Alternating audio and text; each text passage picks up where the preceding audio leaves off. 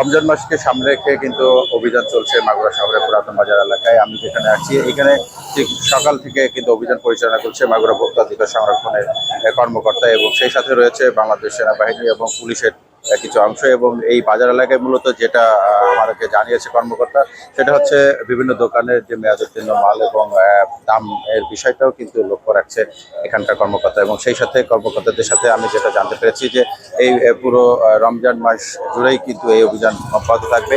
ইতিমধ্যে কিন্তু এই অভিযানের কিছু অংশ এখানে পরিচালনা হয়েছে এবং কয়েকটি দোকানকে কিছু নির্দিষ্ট মেয়াদে জরিমানা করা হয়েছে, অর্থাৎ 10,000 টাকা থেকে ঊর্ধ্বে যে ধরনের অপরাধ, সেই অপরাধের উপর ভিত্তি করে কিন্তু জরিমানার অংশ এখানে করা হয়েছে।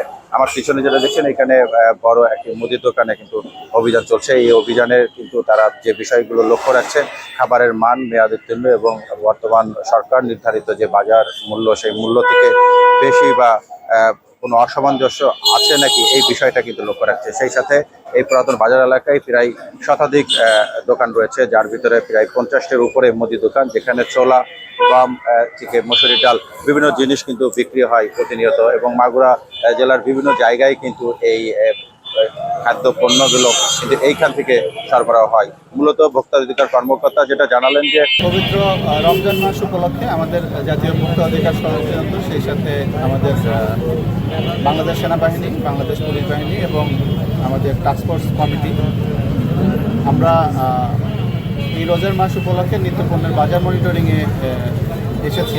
তো এখানে আমরা বেশ কয়েকটি প্রতিষ্ঠান তদারকি করেছি। তদারকিকালে বেশ কিছু অনিয়মের অপরাধে আমরা কয়েকটি প্রতিষ্ঠানকে জরিমানার আওতায় এনেছি।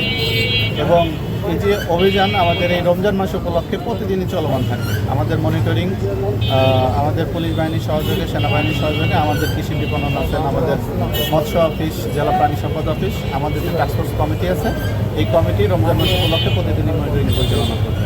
বিশেষ করে আমাদের এই রমজানে যে পণ্যগুলো বেশি ব্যবহৃত হয়, তেল, ছোলা, চিনি বা খেজুর, এই ধরনের ভোগ্যপণ্য যেগুলো আমাদের রমজান মাস আসলে দাম বাড়ার প্রবণতাটা বেশি থাকে, সেই পণ্যগুলোর উপরে আমরা স্পেসিফিক জোর দিয়ে এই অভিযানগুলো আমরা পরিচালনা করছি, যাতে এই রমজানে পণ্যগুলোর মূল্য একটু স্থিতিশীল বা সহনীয় পর্যায়ে রাখা যায়।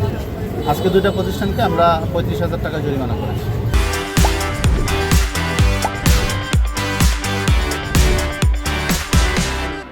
ইতিপূর্বে যে অভিযানগুলো পরিচালিত হয়েছে, সেগুলো দাম এবং এই ইসের উপর ভিত্তি করে, অর্থাৎ ভোক্তারা যাতে এখানে প্রতারণার শিকার না হন, সেই বিষয়টি মাথায় রেখে তারা এই অভিযান পরিচালনা করছে। আজকে আমরা যেটা দেখলাম যে ভোক্তা অধিকার সংরক্ষণ অধিদপ্তরের সাথে কিন্তু যোগ হয়েছে বাংলাদেশ সেনাবাহিনীর যে মাগুরায় যারা দায়িত্বে আছেন তাদের একটি দল। ফলে কিন্তু এখানকার যারা ব্যবসায়ী রয়েছে, সেই ব্যবসায়ীরাই কিন্তু আজকে এই অভিযানের ফলাফল যেটা বলছেন যে সামনে রমজান মাস উপলক্ষে তারা যে ছোলা, গম, বেসন এবং এই নিত্য যে প্রয়োজনীয় জিনিস, অর্থাৎ সেখানে সয়াবিন তেলের দামও কিন্তু এখানে দেখা হচ্ছে ভোক্তা অধিকার সংরক্ষণ থেকে।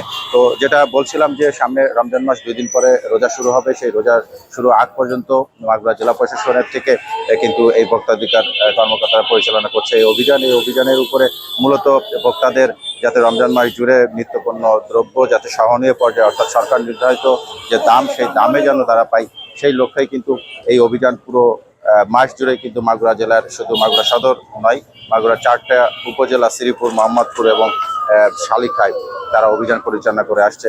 অভিযান থেকে আমরা যেটা জানতে পেরেছি, বিভিন্ন অভিযানে কিন্তু বিভিন্ন ধরনের জরিমানা কিন্তু লক্ষ্য করা গেছে। তবে স্থানীয় মানুষদের দাবি, অর্থাৎ যারা ভোক্তা, তারা দাবি করছে যে জরিমানার পাশাপাশি যদি জেল জরিমানা বিধান যদি রাখা যায়, যেহেতু আইনে রয়েছে, তাহলে হয়তো যারা অসাধু ব্যবসায়ী তারা হয়তো এই অসাধু উপায়ে বা মানুষকে জিম্মি করে দাম নির্ধারণ করে তারা এই ব্যবসাটা পরিচালনা করবে না, এটা সাধারণ মানুষের দাবি। তবে দুয়ে মিলে কিন্তু এখানে সাধারণ মানুষ আশেপাশে অনেক জমা হয়েছে এবং সবাই ভোক্তাধিকার এই অধিদপ্তরের যে অভিযান পরিচালনা, সবাই কিন্তু এটা সহযোগিতা করছে।